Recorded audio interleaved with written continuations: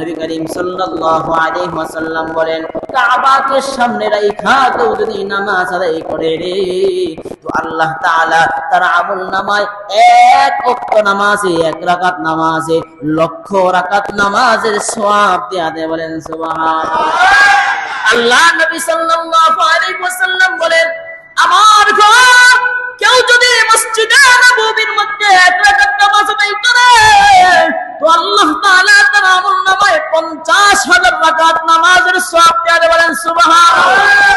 আল্লাহ নবী সাল্লাল্লাহু আলাইহি ওয়াসাল্লাম বলেন, এই বান্দা, কেউ যদি জান্নাতুল বাকিতে কবর জিয়ারত করে, আল্লাহ তাআলা তার আমলনামায় সওয়াব দেয়া দেয়। বলেন সুবহানাল্লাহ। আল্লাহ তাআলা, আল্লাহ নবী সাল্লাল্লাহু আলাইহি ওয়াসাল্লাম বলেন, মিম্বার তথা মসজিদে নববীর মধ্যে একটা মিম্বার আছে, মিম্বর, ওই মিম্বরের মধ্যবর্তী জায়গাটা হলো জান্নাতের অংশ। কেউ যদি দুনিয়ায় জান্নাত দেখতে চায়, সেই জন্য সেখানে চলে যায়। সেই বান্দা ওখানে যে দোয়া করবে, আল্লাহ তাআলা সেই দোয়াই কবুল করবে। বলেন সুবহানাল্লাহ। এজন্য হাজে গেলে অনেক নিদর্শন দেখা যায়, অনেক নিদর্শন দেখা যায়। আল্লাহ তাআলা বলেন, তোমরা হজ করো, হজ করো, হজ তোমাদের উপর ফরজ করা হয়েছে।